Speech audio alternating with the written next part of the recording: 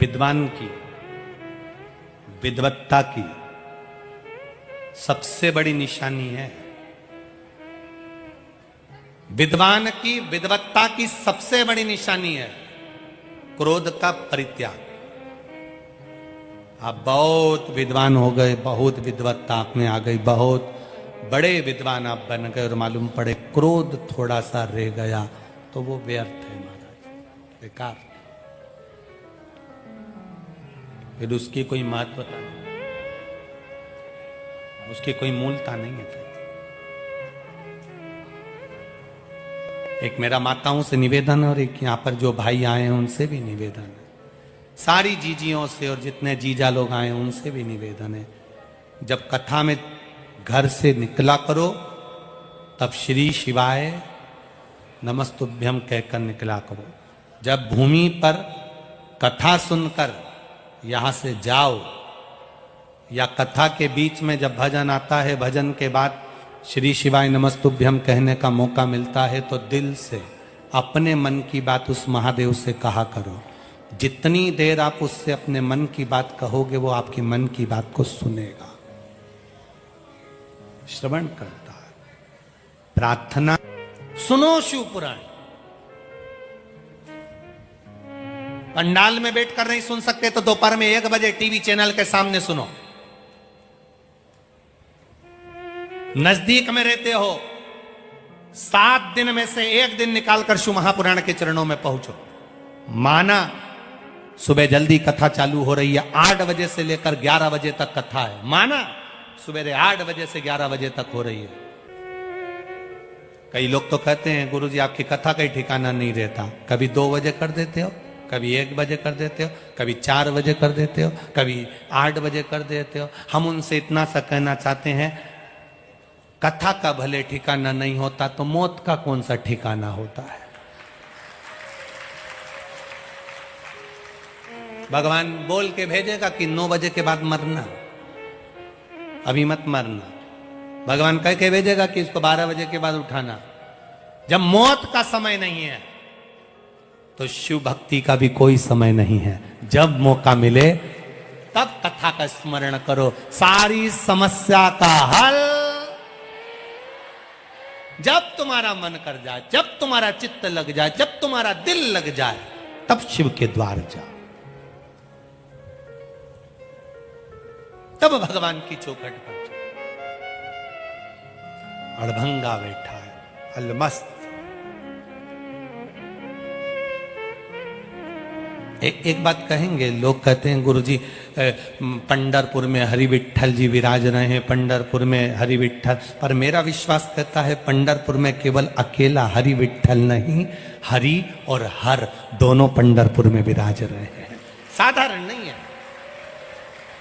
एक बार मन तो बहुत है, बाबा की अगर कृपा होगी ना तो आप लोगों को सूचना जरूर देंगे जल्दी से जल्दी। एक तो क्या है, पंढरपुर डायरेक्ट हमारे इधर से ट्रेन नहीं चलती, नहीं तो एक कथा तो पंढरपुर में हम कब का कर देते बाबा की कृपा से। और प्रयास करेंगे, हम भी प्रयास बिटले सेवा समिति से कहेंगे कि समिति प्रयास करे, जैसे उज्जैन में एक करा, ऐसे ही एक हरि विट्ठल चंद्रभागा के तट पर जब पानी कम हो और लंबा चौड़ा टेंट लगा हो और सब, चाहे वारकरी संप्रदाय के हों, चाहे राम संप्रदाय के, चाहे कृष्ण संप्रदाय के, शिव संप्रदाय के, सब मिलकर हरि विट्ठल पांडुरंगा करते करते श्री शिवाय नमस्तुभ्यम का स्मरण हो, प्रयास करेंगे। और जैसे जैसे यहाँ दुबे जी ने भंडारा चला रहे हैं, कोई कहीं भंडारा चला रहा है, कोई पानी की बोतल बांट रहा है, ऐसा पंढरपुर में भी एक बार ऐसा बाबा के चरणों में ऐसा योग बने कि कथा तक तो बाबा संभाल ले और भोजन भंडारा हरि विट्ठल खुद संभाल लेगा, तो फिर तो हो गई कथा।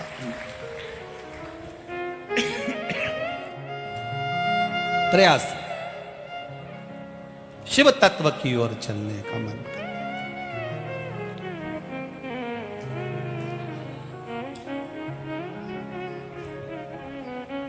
महाराज शिव कथा कर रही है, भगवान शंकर का संवाद कर रहा है।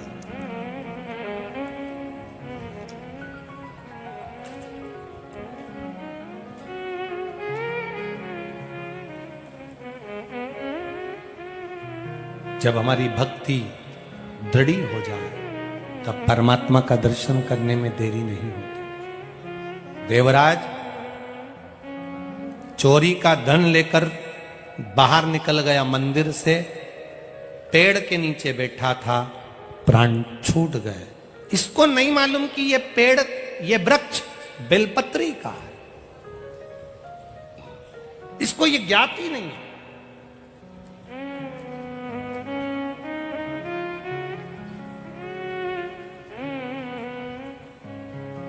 इसको ज्ञान नहीं है इस चीज का। ये तो बस वृक्ष के नीचे। शिव महापुराण की कथा कहती है, किसी मुर्दे को अर्थी पर बांध कर ले जा रहे हो और वो मुर्दा भी अगर बेलपत्रे के पेड़ की छांव के नीचे से निकल जाए तो उसको ना तो तर्पण की जरूरत पड़ती है, ना पिंड की जरूरत पड़ती है, ना ब्राह्मण भोज की जरूरत पड़ती है, वो सीधे बैकुंठ चला जाता। बेलपत्री के वृक्ष की मात्र छांव व्यक्ति का कल्याण कर देती।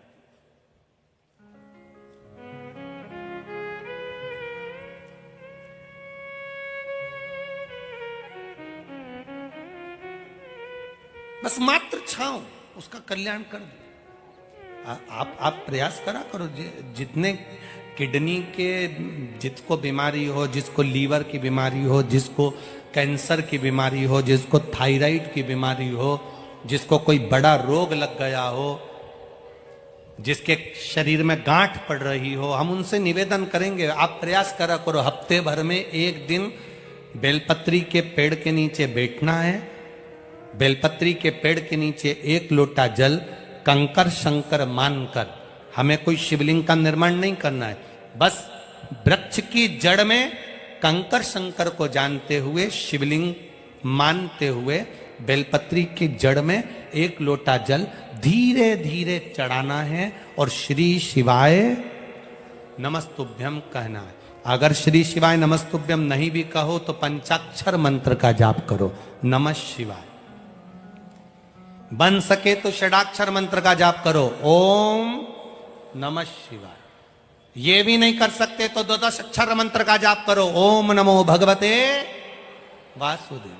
ये भी नहीं कर सकते तो 2 अक्षर का जाप करिए राम।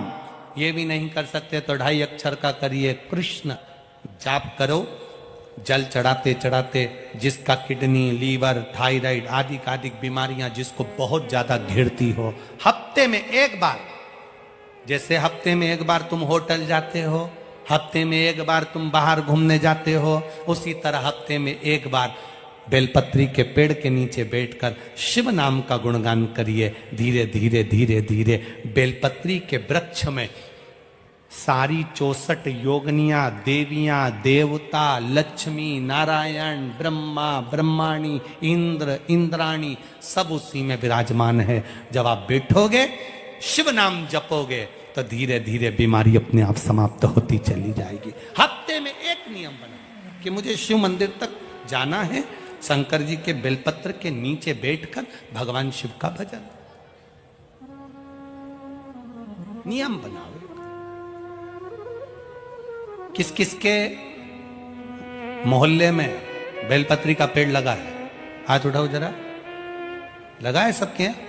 रखो हाथ नीचे। एक बात बहुत अच्छे से ध्यान करना, जो बेलपत्री का पौधा आपके सिर से ऊपर हो, उसी बेलपत्री के पौधे की पत्ती को लेना चाहिए।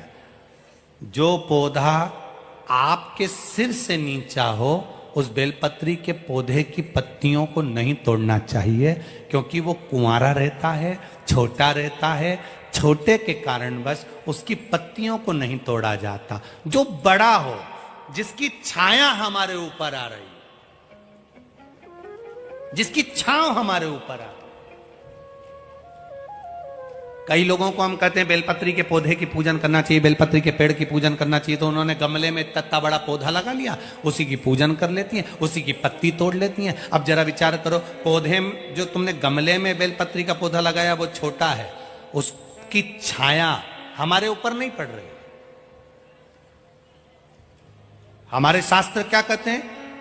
वृक्ष की छाया हमारे ऊपर पड़ना चाहिए। हाँ, गमले में बेलपत्री का पौधा लगाओ, थोड़ा बड़ा कर लो, बड़ा होने के बाद उसको एकांत में जाकर कहीं जमीन पर लगा कर आ जाओ, वो पौधे को ध्यान रखो, बड़ा होता चले जाए, बड़ा होता चले जाए। रोड के किनारे पर, रोड की साइड में, शमशान जाने वाले रास्ते के किनारे पर बेलपत्री का पौधा लगा होना चाहिए। क्यों? अगर कोई भूल से भी मुर्दे को लेकर जा रहा है, शमशान लेकर जा रहा है और बेलपत्री की छाया उस पर पड़ जाती है तो उसका कल्याण हो जाता है, वो फिर जन्म नहीं लेता, उसकी मुक्ति हो जाती है, उसका मोक्ष हो जाता है, वो मुक्त हो गया, वो मोक्ष पा गया। शिव कथा कह रही है, शिव महापुराण की कथा वर्णन कर, शिव तत्व कह रहा। देवराज नामक का ब्राह्मण बेलपत्री के पेड़ के नीचे प्राणों को त्याग दिया।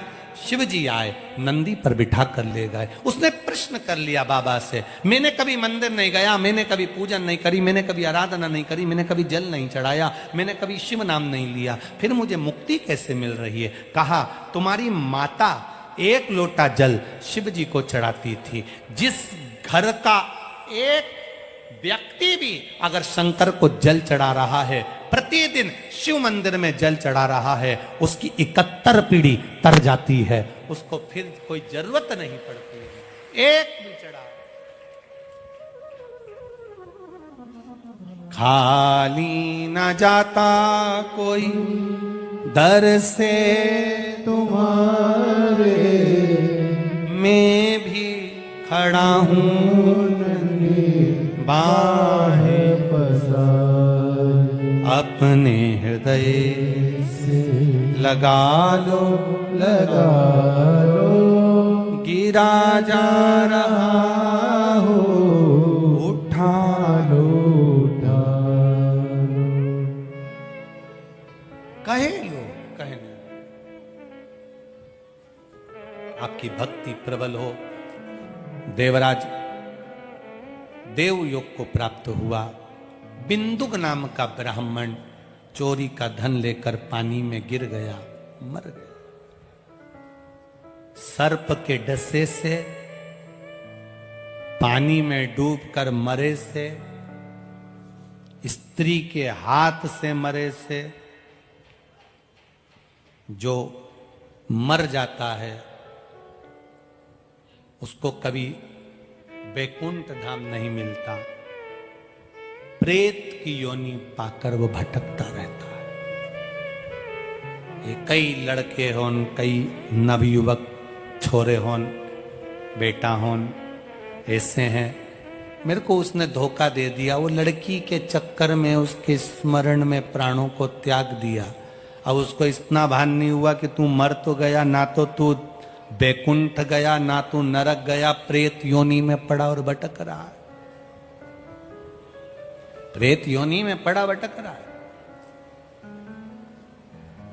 पानी में डूबकर कोई मर गया, स्त्री के हाथ से कोई मर गया, पानी में डूबकर कोई मर गया, नारी के चक्कर में मर गया, सर्प के डसे से मर गया, उसकी मुक्ति नहीं है साहब, मोक्ष नहीं है उसका, उसकी गति नहीं सवरती, मुक्तता नहीं है उसकी। अब बिंदुक तो पानी में डूबकर मरा था। परीक्षित, राजा परीक्षित की कथा कहती है, सर्प के डसे से मरा पर भक्ति का बल प्रबल था। पानी में डूबकर बिंदुक मरा, प्रेत योनि में पड़ गया। चंचुला देवी ने हाथ जोड़ निवेदन करा, मेरे पति को मुक्ति कैसे मिलेगी, प्रेत योनि में पड़ा है। परीक्षित की कथा कहती है, सर्प के डसे से मरा पर भक्ति का बल प्रबल था। पानी में डूबकर बिंदुक मरा, प्रेत योनि में पड़ गया। चंचुला देवी ने हाथ जोड़ निवेदन करा, मेरे पति को मुक्ति कैसे मिलेगी, प्रेत योनि में पड़ा है। काशी गई, शिव की आराधना करते करते अपने प्राणों को त्याग दिया। पार्वती जी की सहेली बन गई, मौन रही। पूछ लिया माता ने, तुम क्यों मौन हो? कहा, पति प्रेत योनि में पड़ा है। घर का एक भी व्यक्ति अगर दुखी होता है तो घर में रहने वाला व्यक्ति भी दुखी होता है। उसकी मुक्ति का कोई यत्न किया जाए। तुम रुका जी से जाकर प्रार्थना करी और प्रार्थना करने का फल ये हुआ कि शिव महापुराण की कथा श्रवण करने का सौभाग्य मिला। स्वयं भगवान शंकर ईश्वर जी बने, पार्वती जी गोरा जी बनी, गणा और गौर बनकर, ईश्वर और गोरा बनकर शिव महापुराण की कथा को सुनने के लिए तुमरुका जी की। ईश्वर जी गोरा जी पधारे हैं, एक बार जोरदार ताली बजाएं ईश्वर जी और गोरा जी के लिए। यजमान परिवार आकर ईश्वर जी और गोरा जी का पूजन करेंगे। भाव भक्ति के साथ में, आनंद के साथ में शिव तत्व की कथा को श्रवण करने का सौभाग्य मिला है। आज पूर्णिमा का दिन, वैसाखी, बड़े आनंद के साथ आप सभी को, श्रोताओं को बहुत बहुत साधुवाद है। जो लोग पानी पिला रहे हैं, दान कर रहे हैं, धर्म कर रहे हैं, पुण्य कर रहे हैं, उनको बहुत बहुत साधुवादता है।